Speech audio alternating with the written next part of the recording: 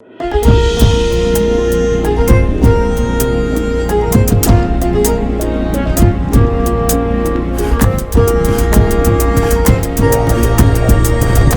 ቤተሰቦች ከፈታ ዴሊ የከበረ ሰላምታ ይድረሳችሁ። የዕለተ ሮብ የረፋድ ጥንቅራችንን ይዘን ተገኝተናል። ለሰዓቱ የመራረጥንላችሁን መረጃዎች በቅድሚያ በማስተዋወቅ እንጀምራለን። ውድ ቤተሰቦች ቪዲዮዎቻችን እንዲደርሷችሁ ላይክ እና ኮሜንት እንዲሁም ሼር በማድረግ ለሌሎችም እንዲደርስ እንድታደርጉ በአክብሮት እንጠይቃለን። እናመሰግናለን። ከትግራይ ነቅለው ወጡ። በአንድ ጊዜ 72000 ህዝብ። ነዋሪዎቹ ወደ አማራ ክልል ገብተዋል። የገጠማቸውንም ፈተና ተናግረዋል። ጥንቅራችን ከተመለከታቸው መረጃዎች መካከል ነው።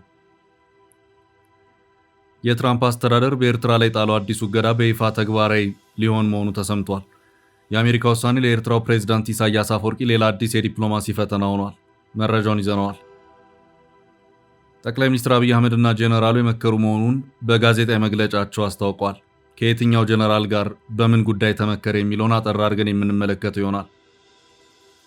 ኢትዮጵያውያንን ጨምሮ በዱባይ የውጭ ሀገራት ዜጎች ተቀማጭ ሀብት በአስገራሚ ሁኔታ መጨመሩ ተሰማ።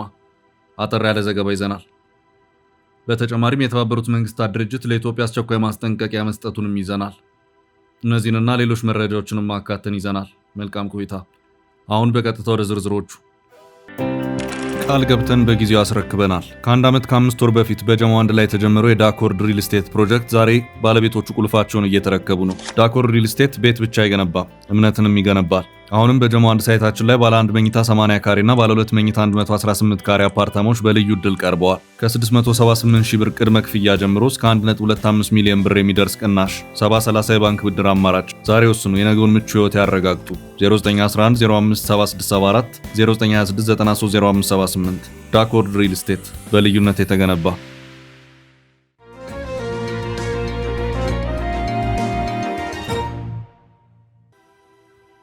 ከትግራይ ነቅለው ወጡ።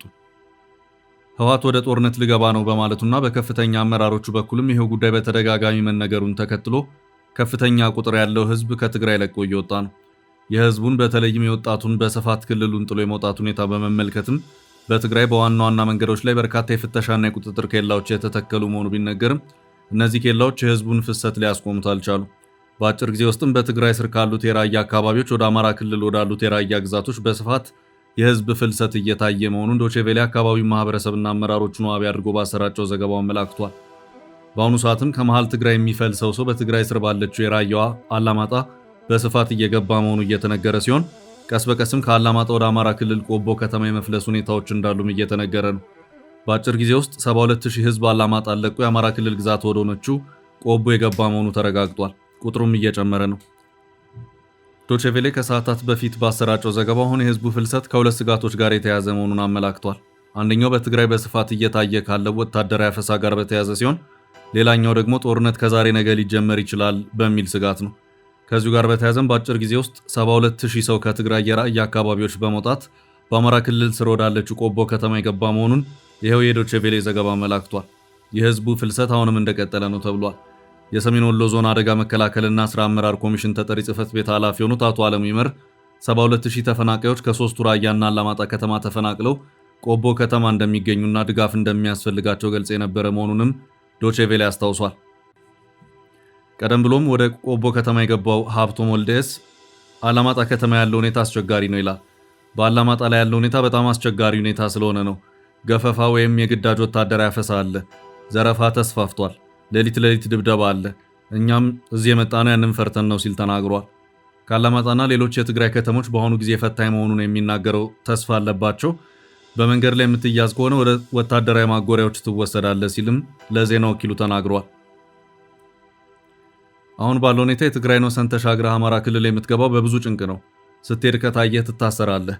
ቆቦ የምትገባው ጨለማን ተገን አድርገህ ወይም እርሻ ለእርሻ ተጉዘ ነው። በመስመር በመኪና ተጉዞ ከትግራይ መውጣት ፈጽሞ አይቻልም ሲልም ነው የተናገረው።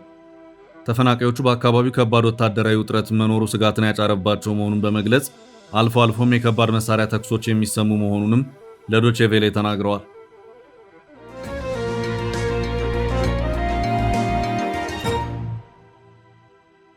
በቀጣይ ርዕስ ትራምፕ ኤርትራ ላይ ወሰኑ። የትራምፕ አስተዳደር በኤርትራ ላይ ጣለው አዲሱ እገዳ በይፋ ተግባራዊ ሊሆን መሆኑ ተሰምቷል።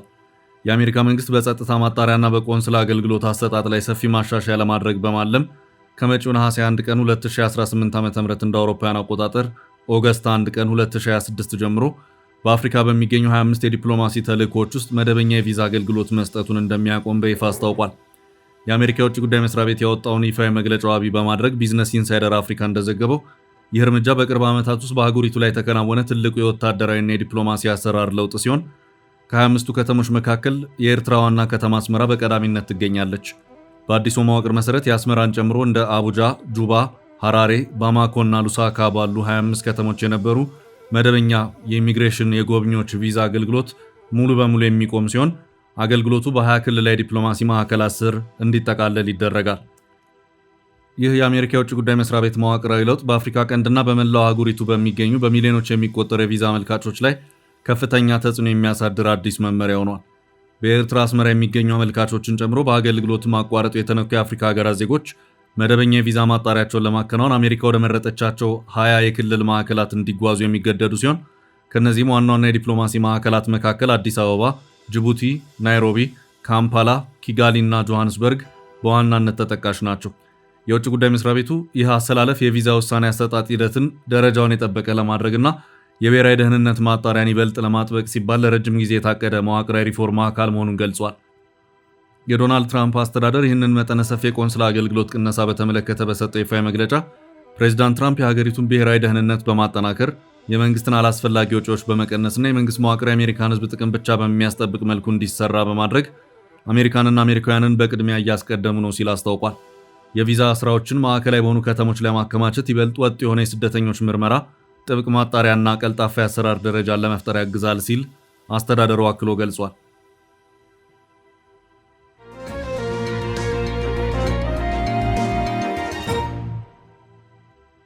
በቀጣይ ርዕስ ጠቅላዩና ጄኔራሉ መከሩ። ጠቅላይ ሚኒስትር አብይ አህመድ እና ጄኔራሉ መክረዋል። ምክሩ ሰሞኑን በአዲስ አበባ ከሚገኙት አሜሪካዊ ጄኔራል ዳግቪን አንደርሰን ጋር ነው። ጄኔራል አንደርሰን በአፍሪካ አሜሪካ ኮማንዶ ዋና አዛዥ ናቸው። ጄኔራሉ ውይይቱን ያካሄዱት በጠቅላይ ሚኒስትሩ ቢሮ መሆኑ ታውቋል። ወደዚያ ያመሩትም በኢትዮጵያ አሜሪካው አምባሳደር እርቪን ማሲንጋ ጋር መሆኑን በትላንትናው ዕለት በሰጡት ጋዜጣዊ መግለጫ ያመለከቱ መሆኑም ታውቋል።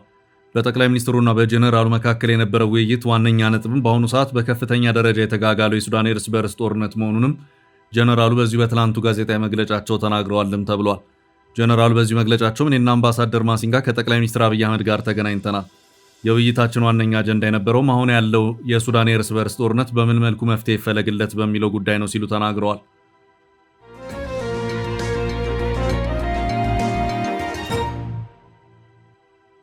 ወደ ቀጣይ ርዕሳችን አለፍ። በካይሮ እያነጋገረ ያለው የኢትዮጵያዊ ሞት። በግብፅ ዋና ከተማ ካይሮ ይኖር የነበረ አንድ ኢትዮጵያዊ ስደተኛ ወደ እስር ቤት ከገባ ከ4 ቀናት በኋላ ሕይወቱ ማለፉ ታወቀ። ለሟቹ ቅርብ የሆኑ 3 ምንጮችን ዋቢ ያደረገው ቢቢሲ ባሰራጨው መረጃው ሟቹ ኢትዮጵያዊ ያሬድ ገረም የሚባል መሆኑን አስታውቋል። ኢትዮጵያዊው ሕይወቱ ያለፈው ድካም ይዞት ነው የሚል መረጃ ቢወጣም ምንጮች ግን በግለሰቡ አሟሟት ላይ ጥያቄዎች እንዳሏቸው የገለጹ መሆኑንም ዘገባው አክሏል። ቢቢሲ በዚሁ ዘገባው የ5 ዓመት ልጅ አባት የሆነው ያሬድ ሕይወቱ እንዳለፈ የተሰማው ረቡዕ ሐምሌ 15 ቀን 2018 ዓ.ም እንደሆነ ለደህንነታቸው በመስጋት ስማቸው እንዳይገለጽ የጠየቁት ምንጮቼ መረጃውን አድርሰውኛል ብሏል። ምንጮቹ አክለውም ያሬድ ካይሮ ከተማ ወደሚገኝ እስር ቤት የገባው ከመሞቱ ከ4 ቀናት በፊት ቅዳሜ ሐምሌ 11 ነበር ያሉ ሲሆን ኢትዮጵያዊው ስደተኛ የታሰረው ከመኖሪያ ፍቃድ ጋር በተያያዘ እንደነበርም ተናግረዋል። አንዱ ምንጭ ሲያስረዱም ያሬድ የተያዘው በቀን 11 ጠዋት ወደ ስራው ሲሄድ ነው። ከዚያ በኋላ ሰኞ ፍርድ ቤት አቀረቡት ብለዋል። ይህንን የመኖሪያ ፍቃድ አግኝቶ ከእስር እንደሚለቀቅ ተገልጾ እንደነበር ምንጩ ተናግረዋል። ሌላ ምንጭ በበኩላቸው ሊጠይቁት ወደ እስር ቤት በሄዱበት ወቅት የመኖሪያ ፍቃድ ወረቀት ተቀብያለሁ፣ ዛሬ ማታ እወጣለሁ ብሏቸው እንደነበር አስታውሰዋል። ከዚያ በኋላ ይመለሳል ብዬ ስጠብቅ በማግስቱ ደግሞ ሞቱን ተረዳው ብለዋል። ምንጮቹ እንደሚገልጹት የእስር ቤት ኃላፊዎች ያሬድ ሕይወቱ ያለፈው ታሞ ሆስፒታል ከገባ በኋላ እንደሆነ ተናግረዋል። ሕይወቱ ያለፈውም ባጋጠመው ድካም ምክንያት እንደሆነ መግለጻቸውን አንስተዋል። በካይሮ የሚገኘው የኢትዮጵያ ኤምባሲ አስክሬን ምርመራ እንዲያደርግ ጥያቄ ማቅረቡን የሚናገሩት ምንጮች ግን ይህንን አይቀበሉትም። አንድ ምንጭ የያሬድ ሕይወት ያለፈበት መንገድ የተለየ ነው የሚል ጥርጣሬያቸውን ለቢቢሲ ገልጸዋል። ኢትዮጵያዊ በሞተበት ምሽት ገንዘብ እንዲከፍል ተጠይቆ እንደነበር ይናገራሉ። ከእስር ቤት አውጥተው ብር ሲጠይቁት ነበር። ብዙም ሳይቆይ ኤሌክትሪክ ጠፋ። መብራት ጠፍቶ ሲመለስ ልጁ መሬት ላይ ወድቆ ነው የተገኘው። ተመቶ ነው ሲሉም ነው ያገኙትን መረጃ ያጣቅሶ የተናገሩት። ሌሎች 2 ምንጮችም ይህንን ጥርጣሬ እንደሚጋሩት ጠቅሰዋል። ይሁን እንጂ በግል የአስክሬን ምርመራ ለማድረግ የሚያስችል አቅም እንደሌላቸው አንስተዋል።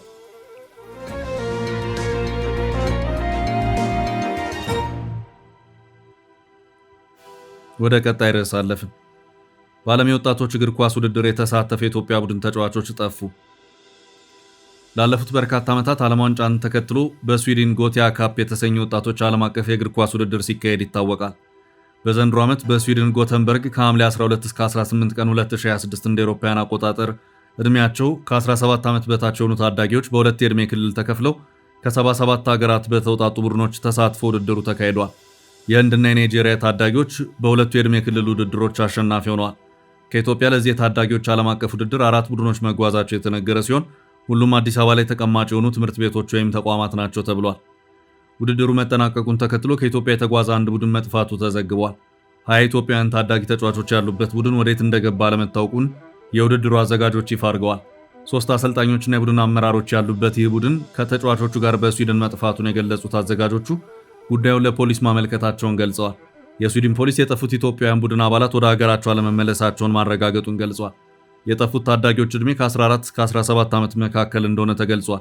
ኢትዮጵያውያኑ የጠፉት ውድድሩ በሚጠናቀቅበት ዕለት ሲሆን የውድድሩ አዘጋጆች ቡድኑ ወዳረፈበት ትምህርት ቤት ተጨማሪ ማረጋገጫ ለማድረግ በሄዱበት ወቅት እንዳጧቸውና ወዴት እንደገቡ እንዳልታወቀ የአካባቢው ጋዜጣ የተቦሪስ ፖስተን ዘግቧል። ፖሊስ ታዳጊዎቹ ወደ ሀገራቸው አለመመለሳቸውን ሲገልጽ ከእነሱ ጋር 2 ወይም ከዚያ በላይ ቡድን አመራሮች መጥፋታቸውንም አክሎ ገልጿል። ክስተቱ በራሳቸው ፈቃደኝነትና ፍላጎት የተደረገ እንደሚመስል ፖሊስ ገልጾ የስዊድን ፖሊስ ቃል አቀባይ ኤሊኖር ሃልዲን ሰዎችን በህገወጥ መንገድ ማዘዋወርን ወይም ሌላ ህገወጥ ድርጊት የሚያመለክት ምንም ምልክት የለም ሲሉ አረጋግጠዋል። ከኢትዮጵያ በዚህ ዓመት 4 ቡድኖች ወደ ውድድሩ መጓዛቸው ሲታወቅ ዳና አቢሲኒያ፣ ደብል ፓስ ፉትቦል ፕሮጀክት እና ኢዲ ስፖርት ኢንሪችመንት ሴንተር የሚል ስያሜ ያላቸው ቡድኖች መሆናቸው ከውድድሩ ይፋ ድረገጽ ላይ ታይቷል። ከእነዚህ ውስጥ 2 ቡድኖች በየምድባቸው 3ኛና 4ኛ ደረጃ ይዘው ውድድሩን ማጠናቀቃቸውን ድረገጹ ያሳያል። በድምሩ ቡድኖቹ 18 ጨዋታዎችን ያደረጉ ሲሆን ከ4ቱ ቡድኖች የትኛው እንደጠፋ ግን ግልጽ የሆነ መረጃ የለም። ውድድሩ እንደ ሌሎቹ ዓለም አቀፍ ውድድሮች በፉክክር ብቁነት የሚገባበት ሳይሆን በስፖርት ፌዴሬሽን በኩል እውቅና ያለው ትምህርት ቤት ወይም የስፖርት ማዕከል ለውድድሩ የሚያስፈልገውን ክፍያ በመክፈል ብቻ የሚሳተፍበት ነው። በአንድ የቡድን አባል ማረፊያና የአውሮፕላን ጉዞን ጨምሮ እስከ $1800 ገደማ ወጪ እንደሚጠይቅ እያንዳንዱ ቡድን በስዊድን በሚገኙ ትምህርት ቤቶች ውስጥ እንዲያርፍም እንደሚደረግ መረጃ ያመለክታል። በኢትዮጵያ መንግስት ወይም በሚመለከተው አካል በኩል እስካሁን የተሰጠ ምንም አይነት መረጃ የለም።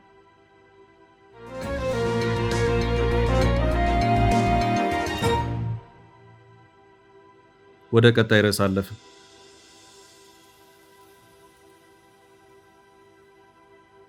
የአምቦ 120 ቡድን ፍርድ ቤት ቀረበ። በኦሮሚያ ክልል አምቦ ከተማ 120 በሚል መጠሪያ ተደራጅቶ በሚንቀሳቀስ የወንጀል ቡድን አባላት ላይ የምዕራብ ሸዋ ዞን አቃቤ ሕግ በአጠቃላይ 26 ተደራራቢ ወንጀል ክሶችን በይፋ መመስረቱ ተገልጿል። መደበኛ ክስ ከተመሰረተባቸው 13 ግለሰቦች መካከል ካሳዬ ቀነኒሳ አንደኛ ተከሳሽ፣ ታከለ ዳሮ፣ አብዲሳ ጉደታ፣ ሀብታሙ አለማየሁ፣ አራርሳ ንጉሴ፣ ማንጌ ተፈሪ፣ ገመቹ ጂራታ፣ ዲናሎ ቃበታ፣ ሮቤራ ፍቃዱ፣ ቶኩማ ሞሲሳና አበራ ኢቲቻ በቁጥጥር ስር ውለው ችሎት የቀረቡ ሲሆን ብርሃን ወንድሙና ነሙና ጉታ የተባሉ 2 ተከሳሾች ግን በሌሉበት ክስ ተመስርቶባቸዋል። እነዚህ ግለሰቦች በቡድን በመደራጀት ሰላማዊ ዜጎችን በስልክ በመከታተል በተለያዩ ግሮሰሪዎች ውስጥ በማሰቃየት፣ በመደብደብ፣ በማስፈራራትና ድርጊቱን በቪዲዮ በመቅረጽ በኃይል ገንዘብ የመቀበል፣ ንብረት የመዝረፍና የማውደም ከባድ ወንጀሎችን ፈጽመዋል በሚል ተከሰዋል። የክስ መዝገቡ በዝርዝር እንደሚያመለክተው አንደኛ ተከሳሽ ካሳዬ ቀነኒሳ ጉልቲ በአምቦ ከተማ ውስጥ ወደ 10,000 ካሬ ሜትር የሚጠጋ ሰፊ የመሬት ይዞታን በሕገ ወጥ መንገድ በመያዝ በመገንባትና የሌሎችን ንብረት በጉልበት በመውሰድ ተጨማሪ ወንጀል ክስ ቀርቦበታል ሲል ኢስት አፍሪካ ሚዲያ ኮሚኒኬሽን አስነብቧል። የምዕራብ ሸዋ ዞን ከፍተኛ ፍርድ ቤት የወንጀል ችሎት ከተከሳሾቹ በኩል የቀረበውን የክስ መቃወሚያ መርምሮ የመጨረሻ ብይን ለመስጠት ለቀጣይ ወር ነሐሴ 4 ቀን 2018 ዓ.ም ተለዋጭ ቀጠሮ በመስጠት የዕለቱን ችሎት አጠናቋል። ይህ በአምቦ ከተማ ሰላማዊ ዜጎችን በማሰቃየትና ንብረት በመዝረፍ የተጠረጠረው የ120 ወንጀል ቡድን አባላት ላይ የተመሰረተው ተደራራቢ የክስ መዝገብ ከወራት በፊት አንድ የጎበዝ አለቃ የሚመስል ወጣት የጭቃ ቤት መራጌ ቀን ሰራተኞችን በጎራዴ በታጠቁ ግብረ አበሮቹ አስከብቦ ተራ በተራ ሲደበድብና ክፉኛ ሲያሰቃይ የሚያሳየውና በማህበራዊ ሚዲያ ተጋርቶ በርካታ ሰውን ያሳዘነው አስደንጋጭ ቪዲዮ መነሻነት የቀረበ የህግ ምላሽ ነው። በአካባቢው ቀንም ማታም በስጋት ውስጥ ነበር፣ መናገርም አንችልም ነበር የሚሉ የከተማ ነዋሪዎችና ተጎጂዎች ይህ ህዝብን የማይወክልና ከማህበረሰቡ ባህላዊ እሴት ውጭ የሆነ ያሰቃቂ ድርጊት አደባባይ ወጥቶ መላው ህዝብ በመስማቱና ተጠርጣሪዎቹ በመያዛቸው መጽናናታቸውን የገለጹ ሲሆን የምዕራብ ሸዋ ዞን ከፍተኛ ፍርድ ቤትም ከተከሳሾች የቀረበውን የክስ መቃወሚያ መርምሮ የመጨረሻ ብይን ለመስጠት ለነሐሴ 4 ቀን 2018 ዓ.ም ተለዋጭ ቀጠሮ በመስጠት ይህንን ተደራራቢ ወንጀል በሕግ ለመግታት መደበኛ የፍርድ ስነ ስርዓቱን መቀጠሉን በማሳየት መደምደሚያውን አስቀምጧል።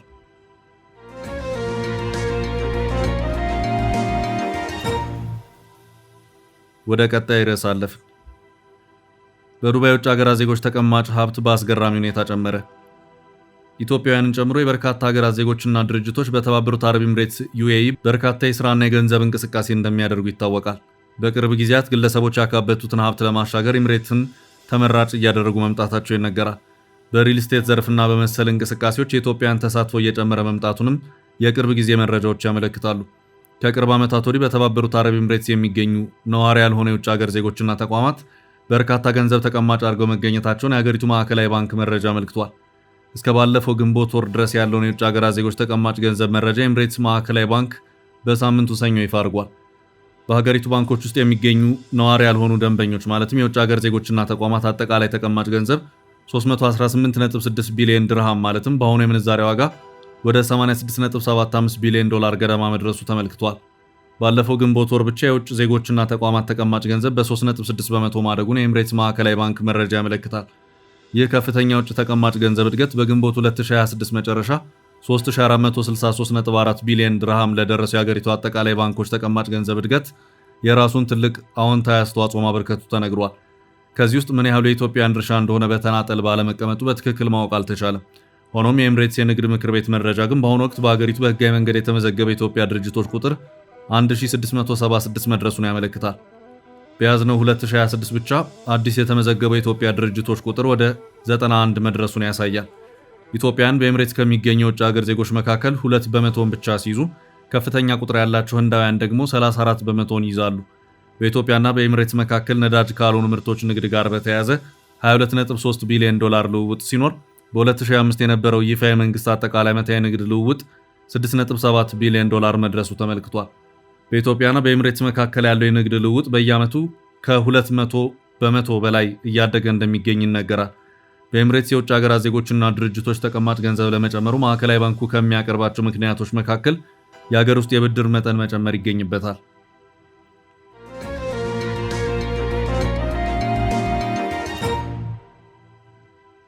ወደ ቀጣይ መረጃ አለፍን። የተባበሩት መንግስታት ድርጅት ለኢትዮጵያ አስቸኳይ ማስጠንቀቂያ ሰጠ። የመንግስታቱ ድርጅት ዓለም አቀፍ የስደተኞች ድርጅት IOM ኢትዮጵያንና ኬንያውያን ስራ ፈላጊዎች በእስያ ሀገራት ውስጥ በስፋት በሚገኙ የማጭበርበሪያ ካምፖች ውስጥ ሰለባ የመሆናቸው አዝማሚያ በከፍተኛ ሁኔታ እየጨመረ መምጣቱን አስቸኳይ ማስጠንቀቂያ ሰጥቷል። ዛሬ ረቡዕ ሐምሌ 22 ቀን 2018 ዓ.ም ከሚከበረው ዓለም አቀፍ የህገወጥ የሰዎች ዝውውር መከላከያ ቀን ዋዜማ ላይ ወጣው ይህ ይፋዊ ሪፖርት እንደሚያመለክተው ዓለም አቀፍ የወንጀል መረቦች ባህር ማዶ ከፍተኛ ገቢ የሚያስገኙ ስራዎች አሉ በሚሉ የሐሰት ማስታወቂያዎች ሰዎችን በመመልመል ጥብቅ ጥበቃ ወደሚደረግላቸው ካምፖች ይወስዷቸዋል። ተጎጂዎቹ ወደ እስያ ሀገራት እንደደረሱ ፓስፖርታቸው በጉልበት የሚወሰድባቸው ሲሆን በቋሚ የታጠቁ ኃይላት ክትትል ስር ሆነው የኦንላይን ወይም የኢንተርኔት የሳይበር ማጭበርበር ወንጀሎችን በግዳጅ እንዲፈጽሙ ይደረጋሉ። የመንግስታቱ ድርጅት መግለጫ በአጽንኦት እንዳጋለጠው በእነዚህ ገደብ በሌላቸው ማዕከላት ውስጥ በማጭበርበር ተግባራት ላይ ለመሳተፍ ፈቃደኛ ያልሆኑ በርካታ ምስኪን ስደተኞች ከባድ ድብደባ፣ ዘግናኝ የጾታዊ ጥቃት፣ ረሃብ እና በጨለማ ቤት ውስጥ ብቻቸውን የመታሰር አስከፊ በደሎች እየተፈጸሙባቸው ይገኛል። ከነዚህ የእስያ ሞት ካምፖች ውስጥ በተለያዩ ዲፕሎማሲያዊ ጥረቶች እንዲወጡ ከተደረጉ ሰዎች መካከል ከምስራቅ አፍሪካ በተለይም ከኢትዮጵያና ኬንያ የሄዱ ወጣቶች ከፍተኛውን ቁጥር የያዙ በመሆኑ የተባበሩት መንግስታት ድርጅት ሁኔታውን ለግዳጅ ወንጀል ሰዎችን የማዘወር አዲስ ብቅ ያለ አደገኛ መንገድ ሲል ፈርጆታል። የአይኦኤም የምስራቅ የአፍሪካ ቀንድና የደቡብ አፍሪካ ዳይሬክተር ፍራንስ ሴሌስቲን እንዳሉት ይህ ቀውስ ቀጠናችን ላይ ካሁን በኋላ ሩቅ ስጋት አለመሆኑንና የወንጀል ቡድኖቹ ከአፍሪካ የሚመለምሏቸውን ዜጎች ቁጥር በእጅጉ እያሳደጉት መጥተዋል ብለዋል። የመንግስታቱ ድርጅት ይፋ ባደረገው መረጃ መሰረት እንደ ሚያንማር፣ ካምቦዲያና ላኦስ ባሉ የደቡብ ምስራቅ እስያ ሀገራት የተስፋፉት እነዚህ የማጭበርበሪያ ማዕከላት በመቶ ሺዎች የሚቆጠሩ በህገወጥ መንገድ የተዘዋወሩ ሰራተኞችን ያገቱ ሲሆን ባለፈው ዓመት ብቻ ከ88 እስከ 114 ቢሊዮን የአሜሪካ ዶላር የሚገመት ገቢ ያገኙ ግዙፍ የወንጀል መረቦች ሆነዋል። አይኦኤም ከአውሮፓውያኑ 2022 እስከ 2025 ባለው ጊዜ ውስጥ ለግዳጅ ወንጀል ከተወሰዱና ከኢትዮጵያ፣ ኬንያ፣ ኢንዶኔዥያ፣ ህንድ፣ ስሪላንካና ባንግላዴሽ ጨምሮ ከ39 ሀገራት ለመጡ ከ3500 በላይ ሰለባዎች ድጋፍ ማድረጉን የገለጸ ቢሆንም በካምፖች ውስጥ የታጎሩትን የኢትዮጵያውያንና የኬንያውያን ትክክለኛ ቁጥር ግን በይፋ አላሳወቀም። ይህ መጠነ ሰፊ የገንዘብና የሰው ኃይል ዝውውር ወጣቶች በከፍተኛ ደሞዝ ማታለያ ተጠልፈው በታጠቁ ኃይላት ቋሚ ክትትል ስር የሳይበር ማጭበርበር እንዲፈጽም የሚገደዱበት አዲሱ ዓለም አቀፋዊ አደጋ መሆኑን በማሳየት የተባበሩት መንግስታት መደምደሚያውን አስቀምጧል። ውድ ቤተሰቦቻችን ለዛሬ ያዝንላችሁን ርዕሰ ጉዳዮች እዚህ ላይ ቋጨን። ላይክ፣ ሼር እና ኮሜንት በማድረግ ለቻናላችን ድጋፋችሁን መግለጽ እንዳትዘነጉ እያልን ከሌሎች መረጃዎች ጋር ደግመን እስክንገናኝ ቸር ያሰማን ስንል ተሰናበትን።